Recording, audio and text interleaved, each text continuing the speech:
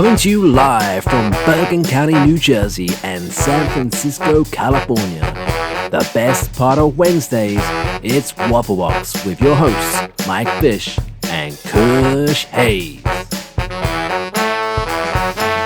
Welcome to Waffle Box, the podcast where we talk about anything, everything, and nothing, all at the same time. Coming up on episode 37, we remember Ivan Reitman. We talk about the security guard that went a little rogue, death on the Nile in Kush's movie review, and so much more. I am Mike Fish, and I am joined, as always, by the right-hand man who tops all right-hand men. It's Mr. Kush Hayes. Kush, how you doing, buddy? What's good, y'all? What's good, Mike Fish? Happy 701 days since we've been under a lockdown or a mandate of some type or the other. Woo! How did you celebrate? Well, on day 700, I actually went out with a friend and got some drinks. Rogue bastard. The mask mandate in San Francisco ended, and I mean, we're just getting drinks. It'll be fine. I must admit, on Sunday, I was in Queens, and I was in the area. Technically it's an Irish store, but they have a lot of British stuff in there. So I was in the area, so I went in there. And then there's a really good bar nearby. And I must admit, I almost went back to 2019. I kind of just bowled in there. Went sat to the bar, and the guy was like, can I see your vaccine card? I was like, oh shit, yeah, sorry, mate. Oh. It was a little bit awkward situation, but yeah, all good. It's good fun times. I'm amazed at who is still asking for my card and who isn't, and surprised they're all just taking my word for it off of a photo on my phone. Yeah, no, I'm pretty sure at this point there are probably some places where when they say, "Can I see your vaccine card?" you could like flash one of those like FBI female body inspector cards, and they were like, "Yeah, there you go, thanks." No, I bet they don't check them anymore. But they just have to do the whole. No, I asked. To be fair, they get right up on my phone there, but they don't know Kush from Michael on that card. You know, like I could be anybody. There's no photo that shows I'm me. I mean, I still show them my ID anyways because I'm usually getting an alcoholic beverage at the movie theater in this experience. But yeah, again, I'm astounded at who does what and who doesn't anymore.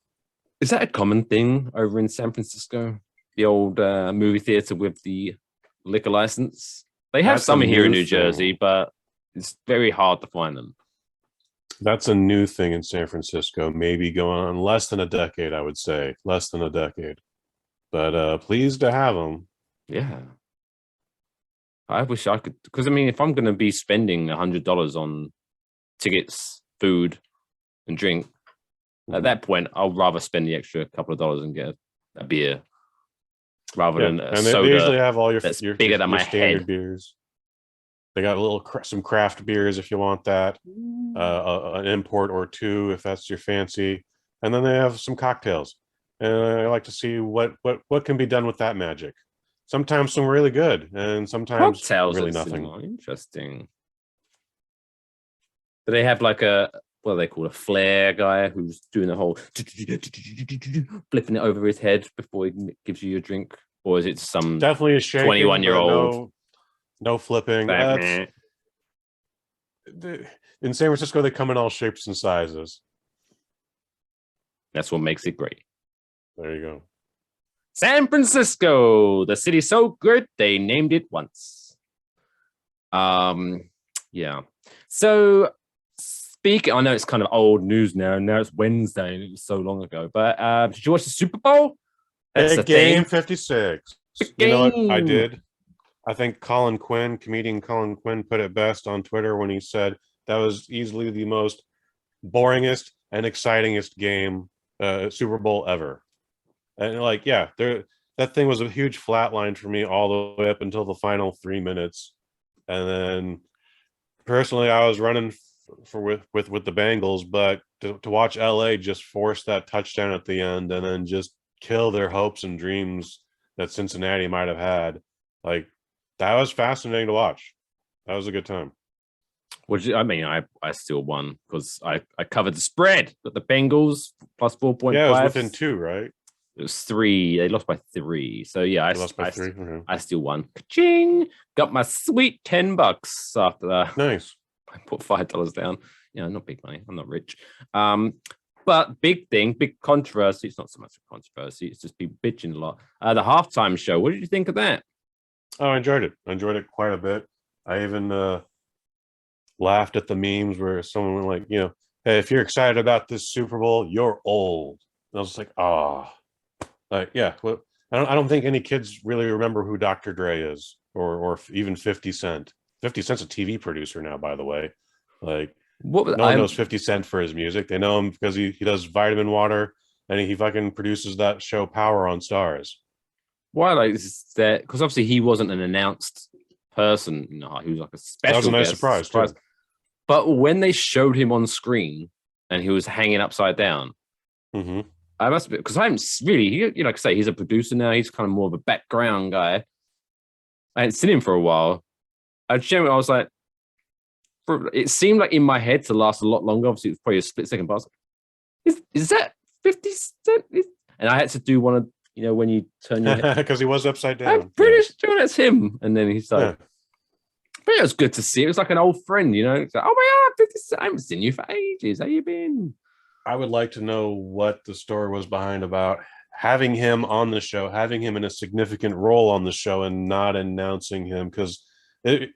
So first off, it was Dr. Dre's show, and he chose to have Eminem, Snoop Dogg, 50 Cent, and then Anderson .Paak was there. Mary J. Blige. I'm going to lose my card. Damn it. Anyway, he chose to have his guests on, but that was a Dr. Dre show. Like, it wasn't about just hip hop. It wasn't about just California. And it wasn't about just Los Angeles. It was about these are all the hits Dr. Dre, have ever produced. Yeah, because I saw a couple of people like, why didn't Eminem do this song or that song? It's like, no, because this was a Dr. Dre thing. I want to say it was with Drake. Anyways, they both released an album the same day. 50 Cent came up very short, and the bet was he retires from the game. He's not allowed to do another album or probably even perform. I'm sure he will.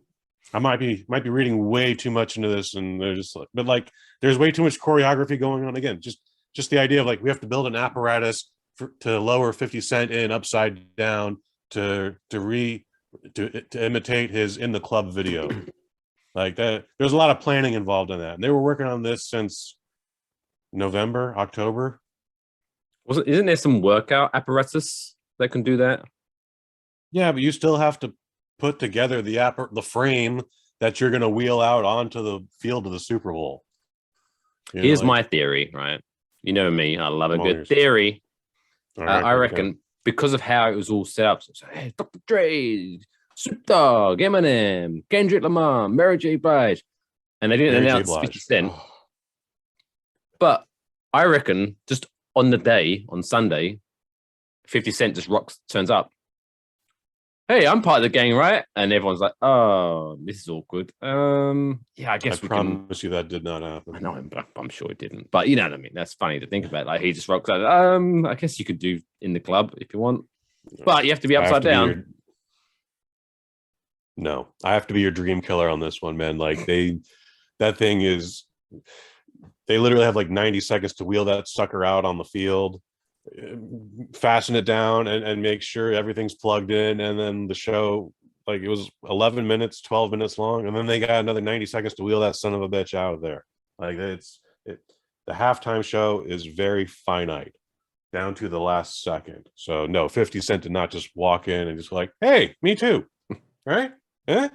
I'm still here, right? Yeah. No Tupac hologram. That was a huge Tupac hologram. That would have been clever. That would have been awesome. That should have been easy to produce too. As soon as they played California Love very early in the set, that's when I was like, oh, they're definitely not doing the hologram. Because if they were, that would probably been like the last song. That would have been like the big ending main event. They could have even rotoscoped it in from the satellite truck. Like, the live audience would have seen it, but you could have seen it at home. Hologram Tupac just dancing. Yeah. Like, when did that Coachella concert happen? Like, what, 8 years ago? Way even longer than that, to be honest. But yeah, Longer than that, yeah. There's no reason they shouldn't have been able to pull that off. Since it's been brought up, that was definitely missing.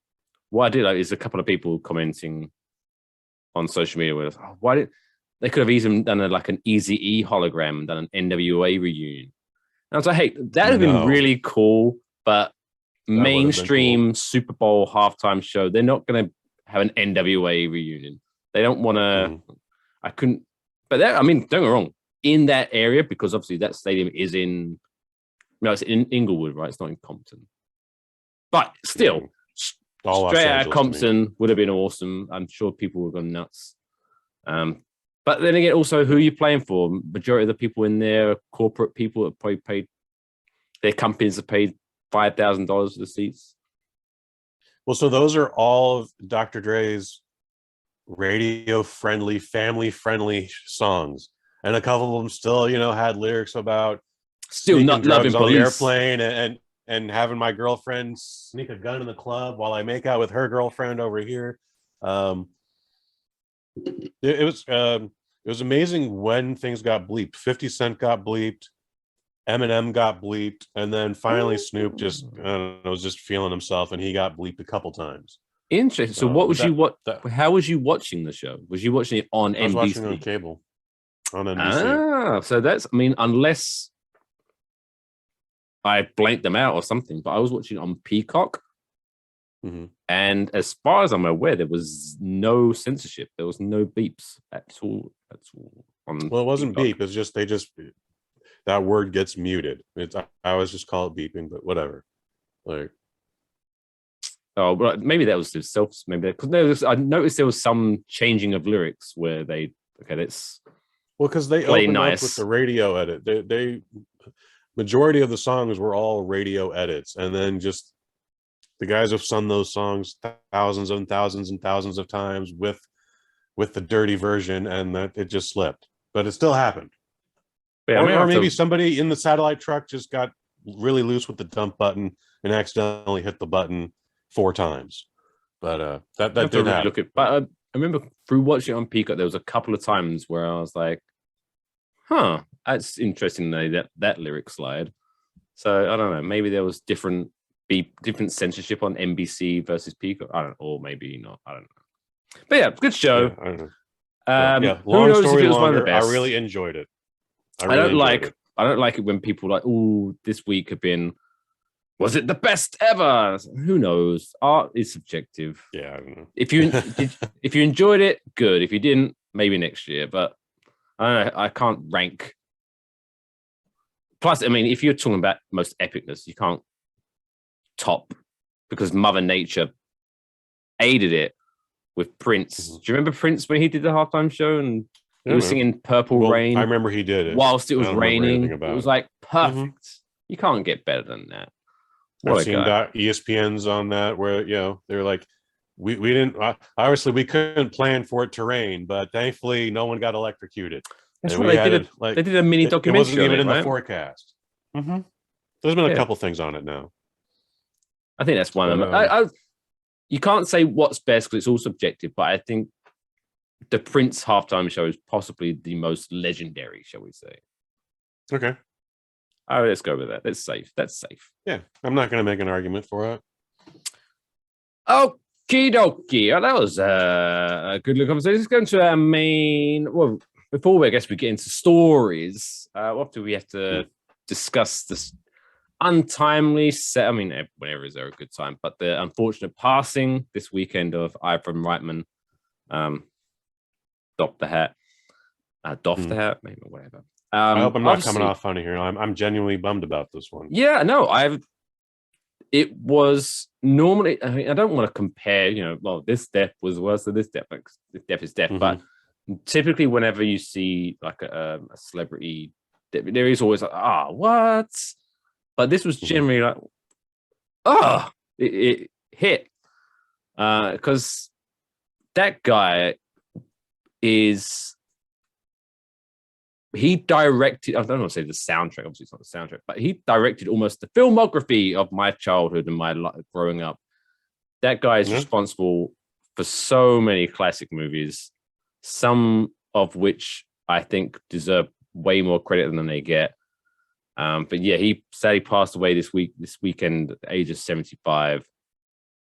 What are your? I mean, we can go through his filmography, but what are some of your favorite Ivan Reitman movies and highlights? It's amazing to think about what he's given us, because a lot of this stuff just flies under your radar. I don't even think folks know about Meatballs anymore. Like that was just a zany sex comedy. This is just what he's directed. Stripes. Few people know what that is anymore. Twins with Arnold Schwarzenegger and Danny DeVito. I didn't even know he did that, because I watched that when I was younger. Like, so at the time I wasn't connected with who's writing, directing, or anything like that. So it wasn't. It was only recently that I was like, oh shit, that was an Ivan Reitman movie. Twins is an amazing story because everybody thought it was ridiculous, and it was. It was. But the only way they could get it done is like Arnold just was like, all right, fine, I'll produce it, and I get like 80% of the profits back or whatever. So they made it, and sure enough, like Arnold never had to work again after that, despite the fact that he did. Kindergarten Cop, Dave, Evolution, which is technically Ghostbusters 3. And like this man gave us a lot of good, but my favorite on that list is the original Ghostbusters. I've seen that movie. I saw that movie in the theater when I was very, very, very little, too little to even understand that it was a comedy. But then saw it so many times that I had to replace my VHS copy twice. I've seen it in the theater since multiple times. This is the first soundtrack I ever bought. Like there's a big part of my life is Ghostbusters. Before the pandemic hit, went to go see the San Francisco Symphony perform the soundtrack, the score of Ghostbusters. Nice. And there was a 30-minute Q&A with Ivan Reitman himself that night, right beforehand, and it was just very cool to watch. And he was just like, yeah, got this new Ghostbusters movie. My son Jason directed it. We feel pretty good about it. I mean, I don't ever want to, before I get into my favorites, I don't want to get into not spiritualness is the wrong word, but it's always like one of those, at least he got to see his son produce a director of Ghost, but you know what I mean? I think it would have been one of those that if this had happened a couple of months ago and he like wasn't around for the release, I think a lot of people would have been heartbroken on his behalf. But it's kind of it's nice that he got to see the success of that movie from his son, from his baby to his baby. But yeah, I mean, for me, Stripes was the big one for me because it goes out of his list. Ghostbusters is my favorite. Don't get me wrong, but I remember Stripes when I was younger because at the time, because that came out in it's before I was born, 81. But I remember watching it when I was very young, and because that was, I don't want to say it wasn't R-rated, but it was very cheeky R-rated because there was some sexual references, and I think there was even some boobies in there. I think if I remember correctly, Stripes is a 1981 R. Oh, it was an R. Okay, so I just remember being like, "This is funny" because it's like Bill Murray in it. But also, there's like, should I be allowed to watch this? So all I remember from my youth was like being so excited to be able to watch it. And I watched that movie so many times. So yeah, it's a great one. But yeah, Evolution was the one I was mainly referencing that deserves a little bit more credit, I think. It wasn't an amazing movie by any standards, but I think it's a good movie. I think it's a good comedy. It's a zany, wacky comedy. But I think it's a lot better than, I don't think anyone trashes it, but no one really mentions it. And I think it's in there, I think, with the good conversation of good Ivan Reitman movies. Well, Mike Fish, allow me to make a cheap plug for a Kush and Kai episode where we talk about Evolution. So, and where can the good people of the Serious Squad find that? Oh, it's on iTunes and probably Spotify, but you'll also check it out at thebosnet.family/Kush and Kai. Boom. But yes, but he also produced so many other great hits too, man. Like I'm just going down his list here. Road Trip and Old School.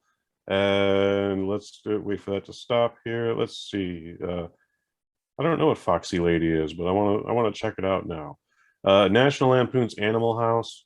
Heavy Metal. Have you ever seen Heavy Metal, Mike? Don't think I have, to be honest. Heavy Metal is an anthology film based on the Canadian adult comic book of the same name, Heavy Metal. and it's 1981, so it's got a lot of late 70s, early 80s heavy metal hits. Sammy Hagar, and there's others in there. You just have to trust me. Journey. Oh, Journey's biggest hit is probably on there, but it's also got the voices of John Candy and Joe Flaherty, Susan Roma, a lot of folks from the old SCTV days. It's Eugene Levy. Yeah, man. I can't believe I blinked on Eugene Levy's name. Like, Heavy Metal is a dope fucking movie. If you like animation for 1981, it's still doing shit that they don't do today, that they would never think about doing today. It's very quick pace. Again, great soundtrack. I would absolutely recommend Heavy Metal to you, Mike Fish. I'll definitely check it out. But yeah, I think to today's generation, I think Ivan Reitman is going to be one of those directors where if I was to compare him to a band, I would say he's kind of like, for me at least, he's kind of like the Fleetwood Mac of movie directors, in that you might not, today's generation might not necessarily know, hey, name me an Ivan Reitman movie. They might be like, I don't fucking know. But then once you start listing off his hits, you're like, oh my God, that's an Ivan Reitman movie. Oh my God, that's an Ivan Reitman movie. So I remember that early on when I discovered Fleetwood Mac, that was my reaction. Also, I couldn't name 2 Fleetwood Mac songs, but then as soon as I heard all the songs, I was like, oh my God, I love that song. That's a Fleetwood Mac song. Oh my God. So I think, yeah, he's one of those now that he goes under the radar a little bit, but if people were to name their favorite movies, a lot of times you're like, that's an Ivan Reitman movie. Oh my God, I didn't know. So yeah, he's a legend in a game. And he will be sorely missed. A lot of tributes coming out recently. Definitely missed. He's got a catalog that's of stuff that's still in production and unreleased. So expect to hear a lot of, this is the last movie Ivan Reitman worked on personally, Mike Fish. He was there. You're going to hear a lot more stories like that over the next 2 to 3 years. But yeah, man, I can't thank that dude enough for everything he has given us. His son has had a fantastic directing career already, even before this new Ghostbusters. So I feel like he'd have been he'd be dead, so he'd have no feeling about it one way or the other. But his son will be impartial, like, no, he saw the final cut. I wish he had seen it with the audience, but he saw it. Otherwise, yeah, man, rest in peace, Mr. Ivan Reitman. Yeah. Thanks to the memory. This was non-COVID related. Do we know this was just old age, old natural causes? As of recording, I'm not sure. That's fair. But whatever. Doesn't matter. It's still sad. But still sad. Still sad. All right, let's move on to some lighter stories, I guess. So this past, actually, I don't know when it was. I'm pretty sure it was recently. So a Russian art gallery. Oh, this is a funny story. Had to fire one of their security guards because he got a little bit bored doing his day job. And hey, I'm very similar to this kind of person. When I get bored, I'm a doodler. I like to doodle when I'm bored. Only problem is this guy obviously got a little bit bored and decided to think, this painting's good. I can improve it a little bit. And he got fired for doodling eyes on some of the paintings in the art gallery, which is hilarious.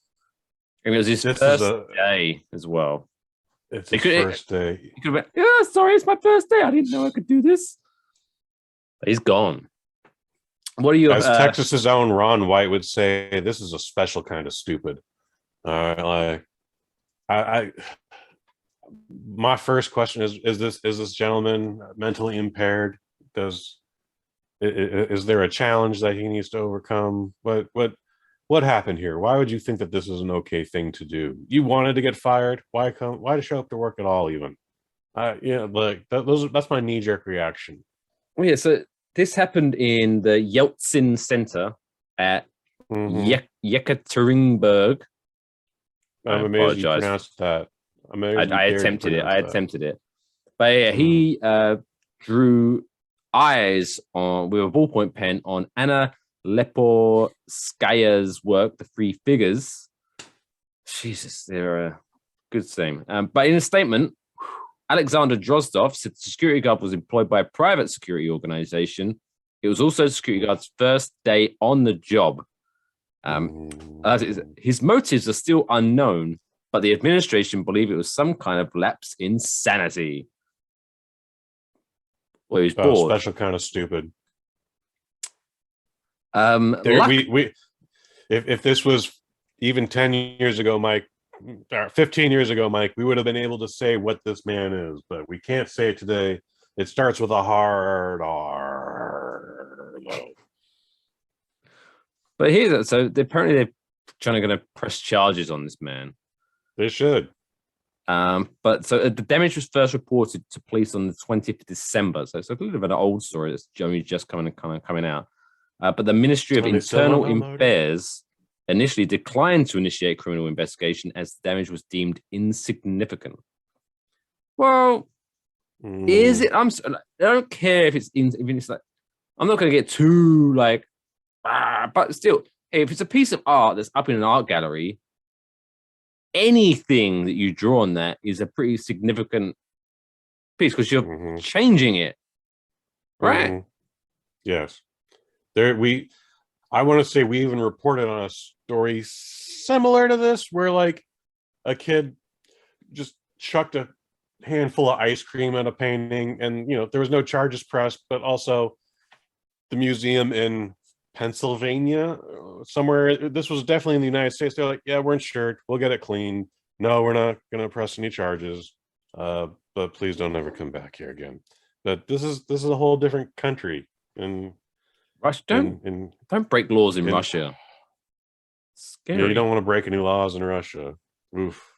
Well, apparently the restoration is estimated to cost 250,000 rubles, or $3,300 for us Amerikaners. But this is where, like, even though I am not saying he shouldn't have done what he did, bad person, bad, back in your bed, bad. But in the story, it now says that protective screens have since been installed over the other works. Now, if these are very pivotal pieces of artwork, why was these protective screens not installed in the first place? Because some J-Bron didn't start using ballpoint pens on them. Like it's. But no, forget the script. Now we're going to be nitpicking art critics here, but now you're going to have problems where you can't see the painting properly because you're going to get light glare off of whatever that protective cover is. I'm sure they can come up with something technologically that doesn't do that or something. I don't know. Not really. Forget the security guards, just general public. Public is idiots. You can't trust someone not to throw something. It's like, protect the shit. It made me like, I remember going to when I was in Madrid. I believe it was when I went to Madrid. I went to see Pablo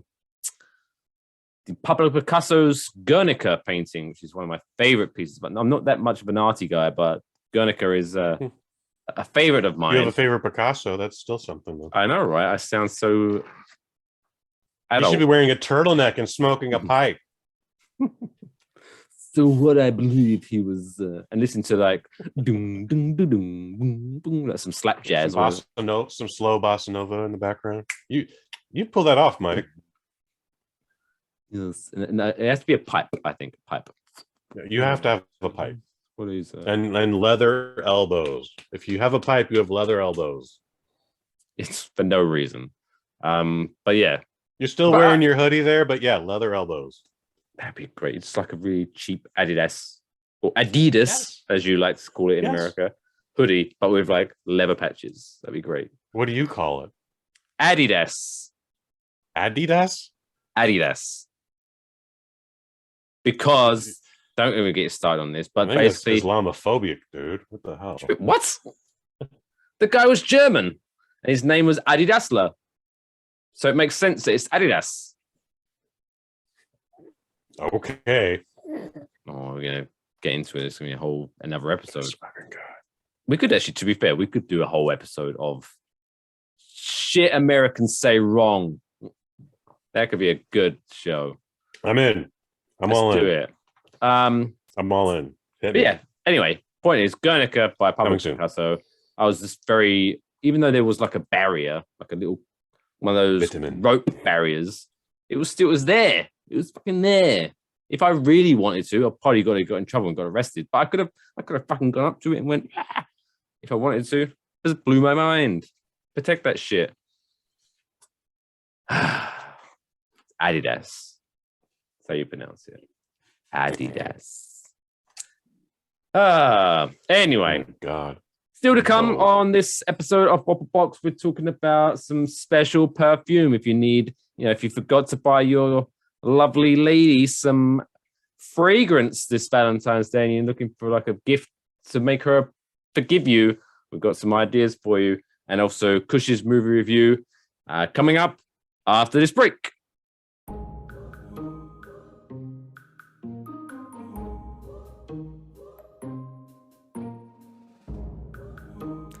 Hey, you. Yes, you. Was you thinking of having that beer? But my friend, it's only 10 a.m. Won't everyone judge you for drinking this early? Don't worry, we've got just the thing to help you. Your very own Waffle Box mug. And now, everyone will just think you're drinking coffee, so you can enjoy your morning beer judgment-free. Go to wafflemerch.com to get yours today. Right, so Monday obviously was Valentine's Day, the most romantic of days of the year, apparently. Word. Even though it's this thing that was created by corporate America to make people spend more money, man. Anyway, I do technically I do believe that. I think Valentine's Day is a bullshit thing, but just be nice. Valentine's Day not a thing in the UK. It is, but I just thought is why? Why is that a thing? Just be nice to each other every day. Not to be too hippy dippy, but like, what if I'm gonna take my young lady out for dinner and treat her? I could do that. I could do that on a Wednesday. I don't need to wait a time of year. And now it's kind of expected I spend a lot of money on a gift. Fuck that. Anyway. But if you fucked up this Valentine's Day and your woman's mad at you, actually, no. It's never too early to prepare, gentlemen. You got 363 days from today to get the next Valentine's Day gift. And Mike Fish, I think you got a doozy in store here. Got a doozy for you. So, before we kind of dive into this, there are some fragrances, shall we say, or smells that bring joy to everyone's, when you smell a good smell, it kind of maybe brings back an old memory. It's like, oh my God, that smell reminds me of this. So let's go with it. Kush, is there maybe a smell that people might think's weird, but like, for example, I love the smell of gasoline. I don't know why, but I really enjoy the smell of gasoline. Is there anything that you're like, oh, I love the smell of that? Oh, there's a certain type of plastic. It's plastic or rubber or something. Like you find it mostly on like grip clips or whatever when it's brand new. Like something about that I like. Maybe it's just the way it feels. Maybe I'm fucking this whole bit up for you, but it's definitely not gasoline. I don't. Whenever I'm filling up my car in New Jersey, I have to get someone else to do it, which is really annoying. That's a whole nother subject. So let me fill up. Because you're busy beating off while they're. Yeah. Like, I love the smell. No, I fucking New Jersey. That was rude, folks. I apologize. This is a family show. Change your laws. Allow me to get out of the car and fill up my own car. So I can do it in New York. Okay, they do that in Oregon too. Oh, it's so annoying because then I always it's always when I'm in a rush that I pull up and this guy is having a fucking conversation with someone and I'm just sitting there like an idiot. I could have filled up by the time this guy comes over here. Anyway. So the reason I was talking about funky smells is because there's a new perfume, a new fragrance, new cologne out there in the stratosphere that you can get. And just by telling you the name brand, I think you're going to be excited, dear listeners or watchers, because you're going to think, oh my God, these guys I bet they know how to put out a good fragrance. So this was created by the Idaho Potato Commission. So they created a French fry fragrance. So you can make sure that you smell like French fries for your special someone. Yes. That is an now what kind of French fry though, because they are all there's no two French fries smell the same. And I mean, like, there's a difference between McDonald's French fries and Burger King's French fries and that frozen bullshit at the grocery store. Okay, it doesn't actually say. Difference. Maybe they have different variations because you're like, what is this? Okay. I don't want to smell like a steak fry. I'm a curly fry guy. I want to smell like a curly fry. But they should have a garlic fry. I'm not into garlic fries, but they should have that variety. Or poutine for the Canadians. I want to smell. Every year, there's something like this comes up. KFC had a thing one year where you're like, "Hey, smell like a 2-piece meal." I'm like, what? I mean, I love the smell of KFC, but I don't know if I necessarily want that. Like, if I wanted to just smell like KFC, I would just get a job at KFC. Hi-oh! Well, yeah, that's a good point. Because so here's what Jamie Higham, president and CEO of the Idaho Potato Commission, said.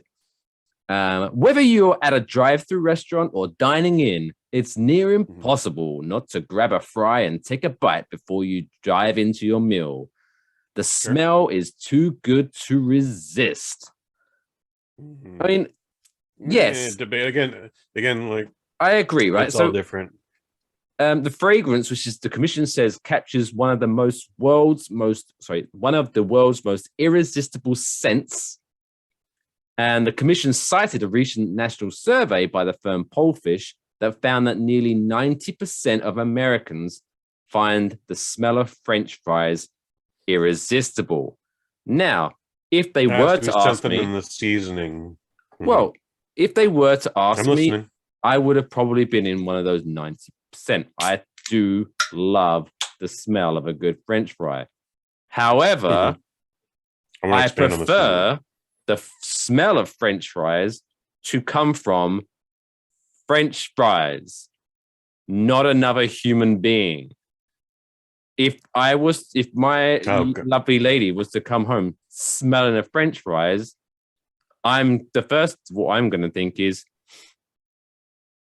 when did you get a job at Five Guys? Yeah, right. Not, oh my God, French fries, get in the bedroom now, you beast. But no, I'm just like, what the fuck? You going to take a shower? Is that how you talk? Yes, I'm English. That's how we talk. When we're in the mood, we just say, oh my God. And we do the little line. That's how we do it. Oh my God. Thank God it's not Valentine's Day anymore. Ooh. I know, right? Thank God we're separated. I'm just warming up for next year. Whoa. Anyway. Yes. Yeah, I don't think you want your significant other to smell like French fries. Again, if this is a thing you're into, just get a job at McDonald's or Burger King or Wendy's, Jack in the Box. Mike Fish, since you've come to these United States, of these who Americans, is your favorite French fry? See, it's going to be a regional thing because if I were to say my favorite French fry, I'd say Shake Shack, which is interesting. Is an East Coast thing, I think. But there's only a couple out here. I didn't get to partake in one. There was one down the road from my cousin's house, and we're like, we saw them set the whole thing up, and then it opened, and then 2 weeks later it closed. And I think it was non-COVID related. It was just like, wow, that's disappointing.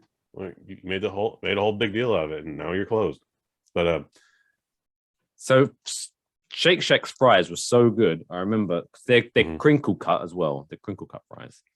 Okay, I get you. And I don't know what happened, but all of a sudden we arrived at Shake Shack, order our burger and our fries, and they were just regular fries. And I must admit, I was like, where'd the crinkle cut fries go? And there must have been an uproar because about 2 weeks later, they was like, off the menu. We're back to crinkle cuts. I imagine a lot of people complained. But if we're talking about mainstream, McDonald's gets my vote. Their fries are way better than anyone else's. Yeah, Big fan I of the agree. McDonald's fries. My body will literally not allow me to tolerate anything from McDonald's that's probably not French fries, but even then, I don't just go in for French fries. But like McDonald's has the best French fries, and at least in these United States, everyone else's is very subpar. Like again, Burger King's okay. No, Burger King In and fries Out. I don't are know if you've horrible. experienced In and Out yet. It's very popular over here, at least to the point where like when you go to the drive-through, there's cars literally lined up around the block to the point where like, you dumbasses, you can just park in the parking lot and go in and get your order. What the hell? Yeah, I've had In and Out a couple of times in Vegas. Do you remember as soon as they went cold, those fries were undesirable? But the only thing I did like about them, and this maybe, I don't know if this is like every In and Out burger or just the one specifically that I went to in Vegas, is because I was hypnotized while I was waiting for my order, because they have a guy whose job it is to get the potato out of the bucket, put it in this contraption, and then he pulls this lever down and it just shoots out fries. I've watched that guy myself. Oh my! I was just watching. This is all he does all day long. I was jealous. I wanted that job. I want to make fries like that. That looks fun. So yeah, it's pretty good. Probably ceases to be fun after the 300th spud you sliced and diced. Yeah, but probably gets old pretty quick. I've spent many hours watching that guy myself. I don't know about Las Vegas, but I will say In-N-Out Burger. This is going to be a controversial California controversy here, Mike Fish. In-N-Out's wildly overrated. It's not as good as you all like to make it out to be, people. It's good food. In fact, I'm happy that they treat their staff better and give them like the best. It's probably the best paid job you could have, Mike Fish, as far as fast food goes. But they don't produce. It's not hard to make a hamburger, people. It just isn't. No, maybe Wendy's is like the worst still, but it's not hard to make a hamburger. Whoa. Baconator from Wendy's is my jam. It is one of the best fast food burgers ever. But yeah, I must admit, because I heard the hype, and when I finally went into an In-N-Out burger, so it's good, but I was like, I mean, it's not as amazing as everyone makes it out to be. It's a good burger, but it's like, whatever. I finally had some Five Guys, but I had to go to Amsterdam to have it, and again, it was good. I was happy to have had it. It didn't blow my mind. There's a couple Five Guys finally out here on the West Coast, and I'm not racing to them. It's not hard to make a hamburger, folks. And McDonald's don't make the best hamburger anymore, but no, it's not hard to make a hamburger, guys. But now since we're on this talking about fast food, did I ever tell you about my guilty pleasure of what I used to like to do at McDonald's? Keep it clean. What I used to like to do at McDonald's. So when I used to work in an office before, the whole COVID thing made me work at home, literally around the corner was a McDonald's. So 9 times out of 10, if I was feeling lazy that day or I didn't prepare anything, I was like, fuck this, I'm going to McDonald's. So what I would do is order a Big Mac and then a plain chicken sandwich. And then when I get back to the office, I would throw the bread away from the chicken sandwich and I would take the chicken patty and I would put it into the Big Mac as well and create this monster of a thing. It was very messy. Okay. But my God, it tasted so good. Yeah, I can't get as large a man as I am, I can't get my jaw open that far. So again, same thing like you. McDonald's, I'm working in an office. McDonald's is literally the closest thing and the cheapest thing, both in the same demographic. And I went to McDonald's so much that the woman who saw me, she would call out my order before I could. She's like, hey, Kush. So, I've been there. Double quarter pounder with cheese, with bacon, large fries, supersized. You got it. I have been there. Yeah, when I lived in England, and there used to be a McDonald's in my town before it closed down. But yeah, it was every Saturday lunchtime at work. I would go in there, and I could be at the back of it. There could be like 8 people in front of me, but one of them would like lean around and be like, and so by the time I got to the front, it was just there. But thank you. It was awesome. Anyway, so yes, that's the new fragrance. But if you're not into the fragrance, before we end the story, there are other gifts available from the Idaho Potato Commission. You'll be glad to find. Like what? So they have additional potato-themed merchandise, including a French fry holder. Not sure I need it holds a single French fry. Yeah, I don't know whether it's like French it's fry? like a thing that's almost like French fry chopsticks, where it allows you to pick up a French fry without touching it. So you get, I don't know. Idaho potato playing cards, a miniature potato hauling truck, the gift for people that have everything, I guess. Yeah. It's a model. I get it. It's die-cast metal. You put it on your desk. Get it. Here's the worst one: a 3-foot tall, quote unquote, Spuddy Buddy. I don't know what a Spuddy Buddy is. I'm gonna guess a plush potato. I'm gonna guess it's like a knockoff of like Mr. Potato Head or something like that, but maybe like plush. Okay. Yeah. But there you go. So yeah, if you're running out of gift ideas, Google Idaho. I can't imagine there's Commission. more than 1,000 of any one of these things. So yeah. Ugh. But again, why do they keep doing this? You know, again, KFC had a gimmick like this. I want to say Taco Bell did a thing. Both of those are Pepsi products, so this is unrelated. But I was just like, if I want to smell like fried chicken, I'll get a job with you guys. There you go. Or just smear it over me before I eat it. You know what is a smell that I really, really like? I super appreciate the smell of Subway bread. At like 6:30, 7 a.m. in the morning. I try as much as possible never to eat there, but like walking by the Subway sandwich center at 7 a.m. like, boy, that bread smells great. So was you that weird guy? So in the morning, you wouldn't buy anything. You would just walk into Subway and go, "Morning, fellas. Enjoy your day." Definitely not. No, they literally have exhaust fans shooting the smell out onto the street. At least the location I'm talking about.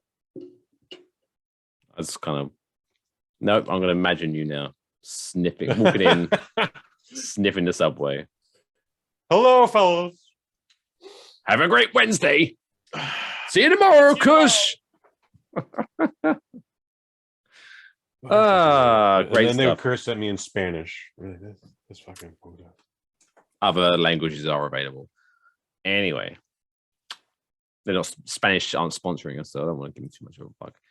Anywho, it's now time for everyone's favorite time of the week.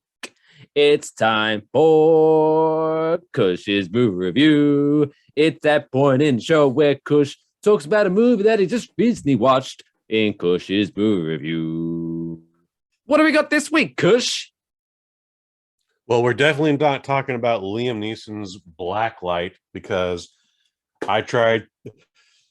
As you remember, Mike, I had a super crazy, insane schedule lined up for me on Thursday. Where the point was one of those days where, like, I got up at 4 a.m, had to do a job, maybe took a nap, had to publish something, and then I was like, well, maybe I'll go see 2 movies.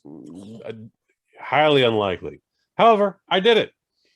I walked out of Liam Neeson's Blacklight less than halfway through it. So you saw 1.5 movies. Saw 1.5 movies. But the movie we are reviewing today is Kenneth Branagh's Death on the Nile, which is the sequel to Murder on the Orient Express, both Agatha Christie novels featuring the world famous detective Hercule Poirot. Let me tell you, before you get into this, I have been so excited about this because Poirot, who is a murder detective from Belgium, that's the character, that's his name. Okay. There was I think it ran for like 20 years in the UK. There was like a TV show based on this. I can't remember the guy who played it. I never watched it, but I know it. But legendary guy. So I was so excited that they were making the movie adaptation of his stuff. Obviously, I know, like I said, there have been other ones, but this one looked very good. Plus, before you get into the review, starring my old friend, the guy who grew up a couple of blocks away from me, Rusty Rockets himself, Mr. Russell Brand, Gray's Essex alumni, just like me. Oh, fine. What a guy. Seriously, he's a great guy. I met him. He's awesome. Anyway, so yes, how's the movie? Tell about the movie. The movie's all right. It's so let me expand on that. I know of Agatha Christie. I know she has extensive work. I know of Hercules Poirot, and the show you're talking about actually had a small following out here. Did I ever see any of them? No, because I was too young for something that's stuffy and British. The theme song was banging. Look it up on YouTube. Really? Oh, okay. Oh, please, you're gonna have to send me the link after this recording then, because maybe I'll even put it. For those watching on YouTube, I'll put a link in the description. Oh, yeah. Agatha Christie's Murder on the Orient Express. There's been multiple movies made about this, some for the theater, some for television, some for what would be, I guess, BBC, and then transferred over to PBS over here. So I was very familiar with the whole premise, rough as one could be. Was absolutely charmed and delighted by Kenneth Branagh's Murder on the Orient Express. It was the first movie I would see with MoviePass, so maybe that had something to do with it. But I was all in. I was like, this is a delightful movie. And then when they announced Death on the Nile, I was like, I cannot wait. This was actually supposed to come out like Christmas 2020, and for obvious reasons did not. They pushed it back as far as they could, and finally it got released this week.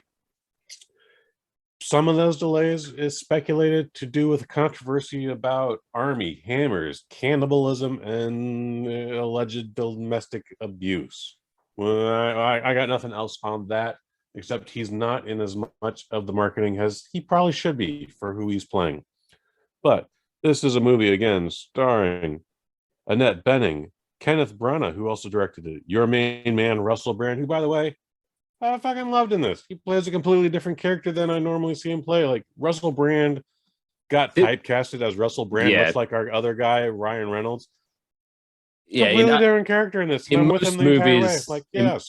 In most movies Russell Brand is in, he is definitely playing Russell Brand. Whereas not so much in this one. So good for him. I'm proud of him. No, he plays a doctor in the 19th century. I believe who he is playing. Gal Gadot, and then, as I mentioned, Armie Hammer. Letitia Wright, who everyone may or may not know from Black Panther. The movie's fine. It's a solid story. You like following Hercules Poirot. We actually get a little backstory on him this time. We get to see his days from the war. Like, this guy got fucked up by a mortar shell one day, to the point where, like, his face is all scarred, but sure enough, his lady love is right there with him, and he's like, "How could you love a monster like this?" And she's like, "Because I like stupid creatures." He's got a lot of money. And he's got a big dick. Like, what am I gonna do about my face? So I was like, "Yeah, you're gonna grow a mustache," and ultimately he does. That's what I do. When you see the scar on his face pre-mustache, it doesn't match. Like as big as that mustache is, my man, and it's a fantastic mustache. I would not even dare to try and grow anything that spectacular. It does not cover where this scar is. So it's that kind of kept me laughing to myself. That's a mild nitpick. This is not better than Murder on the Orient Express, but it is still delightful. It is still charming. I'm into the story. I'm into the mystery the entire time. I feel like it's kind of predictable, but again, I'm a skeptic. Sometimes so predictability is not bad. As long as the story's told well, sometimes predictable is good. Are you familiar with anything about Death on the Nile, not including this version? I am not. Okay, so you've never seen any version of this, because again, no, but I am very much on the Orient Express. This has been adapted forever. As with many things, as you can imagine, I'm. If you're an avid listener of Waffle Box, you'll know that there are many movies I want to see, but I'm just still like, not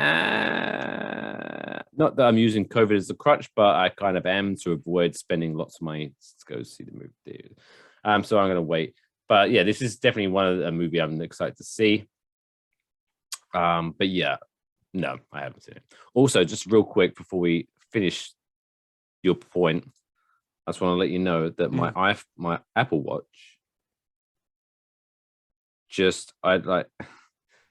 so Apple Watches, if you don't have an Apple Watch, has like a thing that says like it's called Mindful. And that doesn't sound positive. No, whoa. So I just got a notification on my watch, so I'm thinking, oh my god, did someone text me or anything like that? But no, it's just my phone telling me to, and I quote, as you're ending your day, take a moment to just be.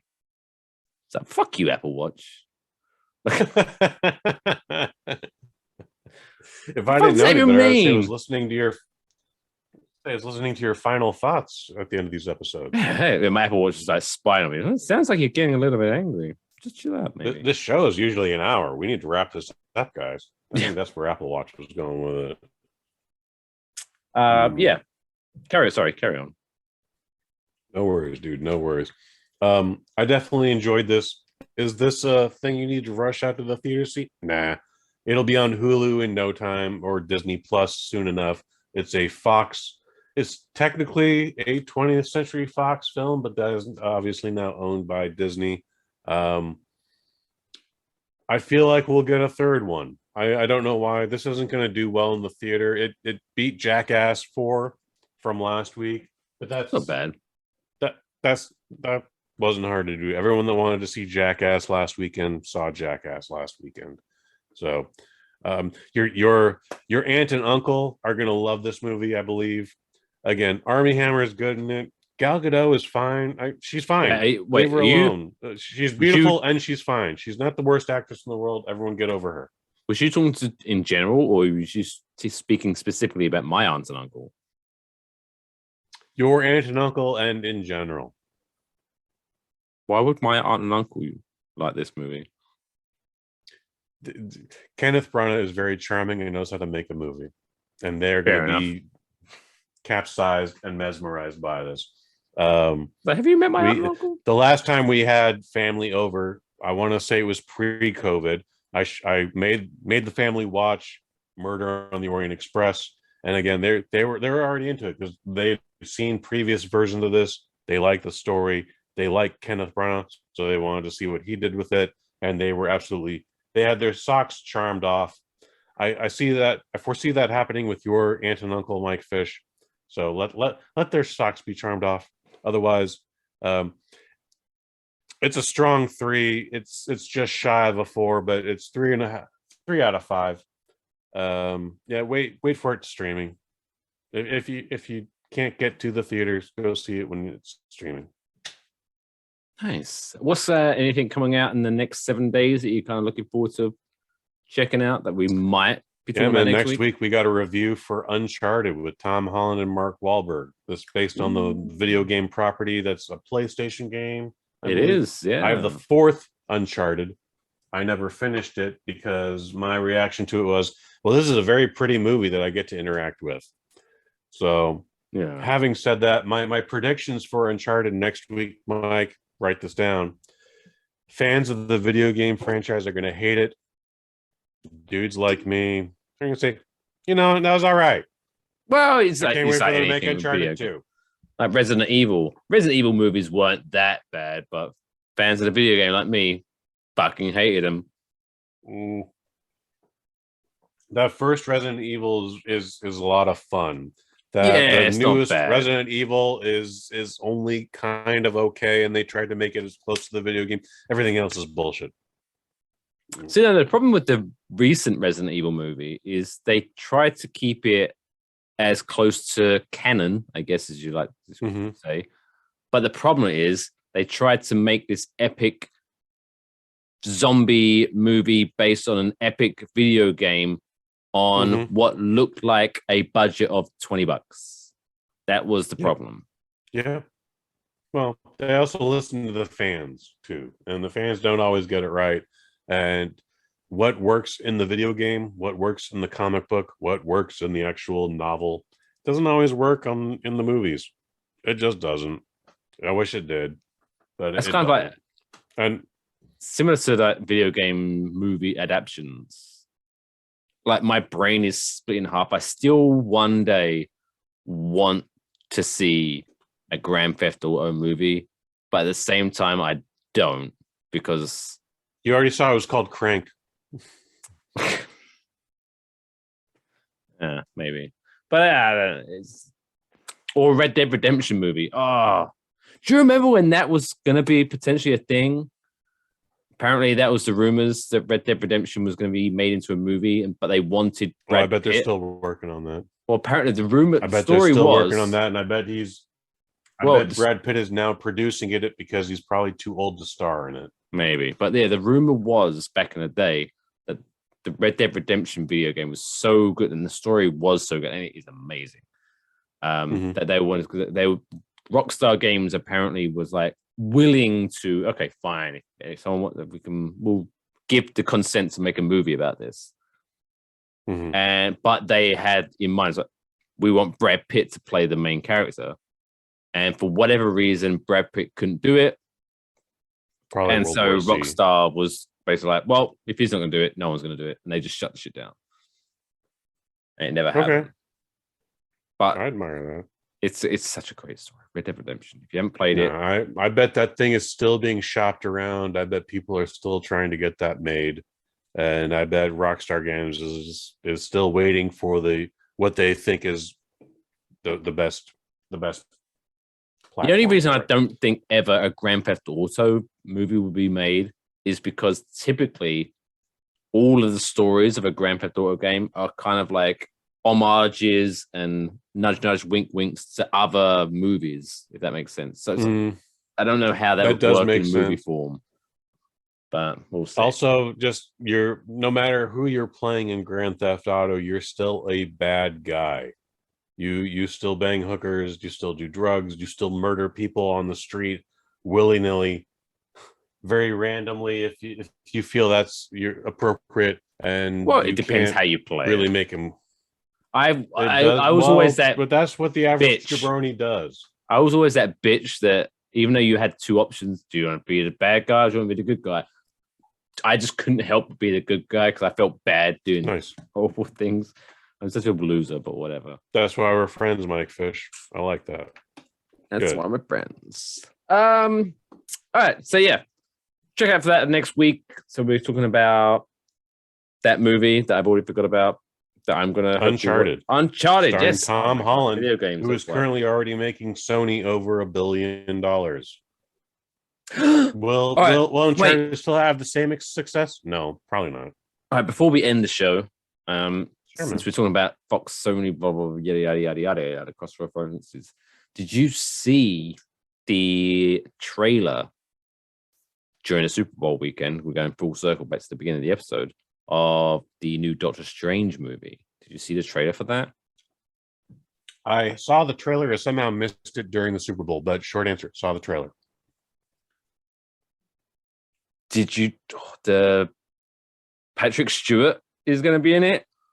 So everyone keeps saying that, and I'm terrible about voices and that. So I'm still not registering 100% that Patrick Stewart's in it. Patrick Stewart's voice, 100%. That was him. So I'm going to assume he's playing Dr. Xavier. Professor X. Professor X, sorry, not Doctor. Dr. X. Well, Professor, Doctor, Professor X. So you know what? I would not hate that. I can tell you right now, I would not hate that, but I would not hold my breath for it. But I'm also going to just keep the same attitude, like, all right, fucking Tobey Maguire and Andrew Garfield are probably going to be in this movie, but if they're not, I'm not going to be upset either. That's the problem. I mean, maybe is it even a problem? I don't think it is, but because Marvel is now entering, because obviously they had their first phase, which was the gemstones, whatever they were called, yada yada. And so the next block of story is the multiverse, where they're exploring the multiverse.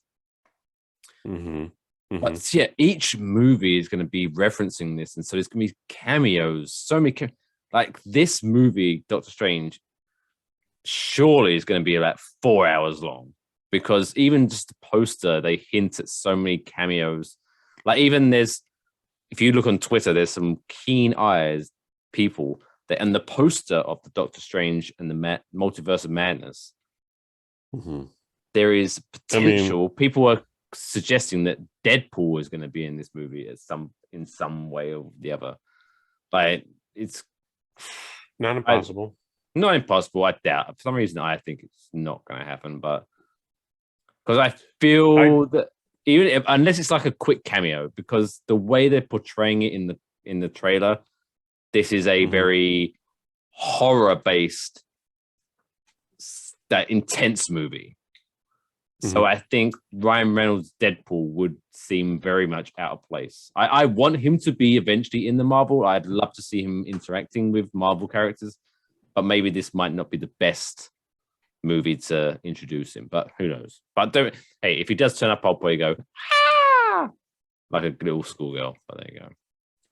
I'm looking forward to the next Doctor Strange movie because I'm into psychedelic visuals. In fact, this is the chocolate I'm going to eat. This is the chocolate I'm going to eat for Doctor Strange in the Multiverse of Madness in May. Yes, I'm going to hold it on for another 4 months. What's in that chocolate? Is there maybe some mushrooms? Psychedelics. Mushrooms, yes. I've not to get too deep into that, but I may or may not have some chocolate mushrooms in my household as well. If you're ever going to do it, this is the event to do it at, Mike Fish. All right, trust me. I think if I'm going to do it, I just for me, I think I want to watch it sober, and then let's watch this again with the mushrooms. I'll probably do that, but not in that order. I'll probably go the opposite order. Hey, each to their own. That's why we work. That's why we work. Like, I enjoyed Spider-Man No Way Home by a lot. Like, I loved it. It wasn't my favorite movie, but I loved it by a lot. And while I was pleased to see Matt Murdock from Netflix's Daredevil, which won't be Netflix's Daredevil at the end of this month. It's gonna be Disney Plus. He was in it for maybe 3 minutes. Okay, and that's there for all the leaks and the rumors and the speculations and the predictions. It wasn't worth it. I was just like, I was pleased with those 3 minutes. It wasn't worth anybody talking about prior. That's what she said for the hype. So there you go. Yeah, so I'm excited for Doctor Strange. If Professor X is in it, great. I want to see that. Are the rest of the X-Men going to be in it? Probably not. I don't know. Or maybe they will be. I don't care, but I'll be happy to see them when they are. Maybe not this movie, but because now they're using the multiverses and shit like that, I think this is when, at some point, whether in the next couple of years, this is when we see Hugh Jackman Wolverine in a Marvel movie. At some point, whether it be a big thing or a little cameo, or he'll be in one more. They need if it's a cameo, if it's 5 minutes, if he doesn't have to take his shirt off, yeah, he'll be in it. They need to just, I don't know if it's going to happen, but just for the fanboys like me, it's just because of the history of the characters themselves, but also the banter and the camaraderie the actors have. I need to see Deadpool and Wolverine share at least a scene. Like, that would be amazing. I hope it happens. Oh, there you go. Oh, please don't. Please just miss that hope, because that will probably not happen again. Maybe they could just keep edging it out, because we've got in all the Deadpool, Batman coming out in 2 weeks, and that's going to be 3 hours long. Yep. And there's no multiverse shit happening in that. It's just we're mixing up a couple characters. It's just hey, boys and girls, it's time for your annual Batman reboot. Who have we got to play Batman this year? I mean, think about Avengers Endgame, like that final 45 minutes, that final hour. It's pretty great. But if you came to that movie specifically to see Drax the Destroyer, you're sorely disappointed, because he's in that maybe 4 minutes. I'm being generous with that. Maybe 4 minutes. Well, wasn't he one of the characters that got snapped? Yes, that's why Yeah, I so said of that. course you're never going to expect. Why would you expect that anyway? Because Yes. everyone was expecting expectations. That's the problem of They're expectations. like, maybe we're going to see Everyone's maybe expecting we're going them. to see what's happening in the multiverse. What's going to happen in this Soul Stone? Everyone's been snapped. Where are they? Are they just dead? No, they got to be somewhere else. Maybe we're going to see that. Of course, we wouldn't. No. Anyway, right. That wraps up another episode of Waffle Box. If you enjoyed this show, of course, if you're watching this, hit the like, hit the subscribe button, help us out. But if you do want more content, we have so much more content coming up because on the Waffle Box feed itself this Saturday coming up, we have the very first edition of the Waffle Box Watch Along, where you can watch. Shit. What? Dude, we had so much fun. Oh, I thought it was on this thing. I thought he was like, on oh, this project about that. Yeah, so me and Kush watched The Longest Yard together on Netflix. And so you can tune into Netflix to watch The Longest Yard, and you can pop us in your ear and you can watch it with us. Please, this is I always say, hey, listen if you want, don't if you don't want to, yada, yada, yada. But this is like a first time we've tried this. So even if it's really bad, this is the first time we tried it. So I would love, if you listen to this show, please check it out. Whether it be now or 3 weeks from now, please do it because I would love your feedback, see what we can improve on, things like that. So check it out. It's going to be released Saturday. Just watch The Longest Yard, pop us in your ears, let us know if you thought it was good, bad, whatever, so we can improve on. Because that's at the end of the day, we enjoy producing this content, but obviously we want to produce the content that you enjoy. So if you liked it, you didn't like it, let us know either way. Email us, enjoywafflebox@gmail.com, or hit us up on social media @waffleboxpod. Please. Appreciate it. Yeah, man. Tell us what we did great. Tell us what we did wrong. We want to do more of these. We had a blast doing this, but we know we can also do better. And also, you want more football? We're providing that for you with Adam Sandler's The Longest Yard. You could also watch the United States Football League, but no. Why would you do that? And the XFL 3.0 isn't here yet. Come Saturday, you can be like, oh, I missed my football. Throw the longest There's yard. a lot of football in this movie. So much. We're going to talk about it. I got all sorts of fucking fun facts about Bill Romanowski and all the other football players, like Stone Cold Steve Austin, who's a wrestler, but he played football. Guys, you're going to dig this. It's a good time, but tell us where we can do better. And then alternatively, off of the Waffle Box feed as we enter the multiverse of podcasting, yesterday I was on another podcast, the Rambling Ronnie podcast.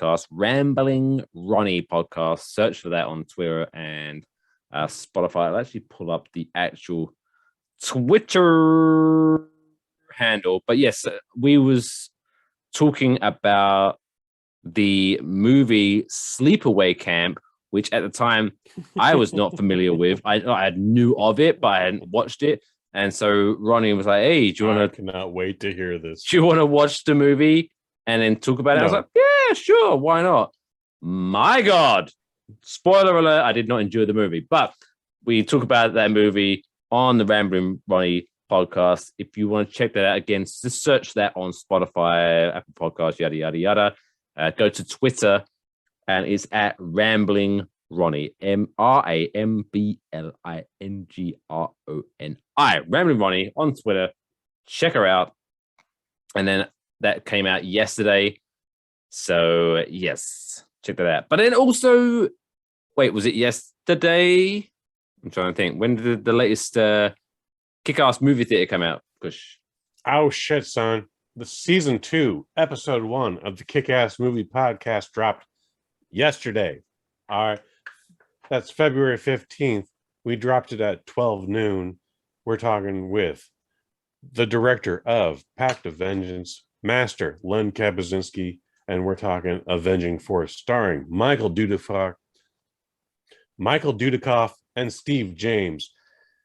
in between American Ninja 1 and American Ninja 2, they made this movie with canon. It's a fantastic time. It's a American Ninja fantastic Warrior. podcast and a fantastic discussion. Mike, please edit all that stuff out. And you get to listen to it on the bosnet.family/KAMP. 12 noon, all the normal platforms, Spotify, iTunes, Apple Podcasts, Stitcher, the bosnet.family, the Kick-Ass Movie Podcast, Avenging Force. Beautiful. So check those all out. Go to bosnet.family, go to enjoywafflebox.com for the extended now Waffle Box Family podcast, where you'll be able to, again, check out every Wednesday a new episode of Waffle Box.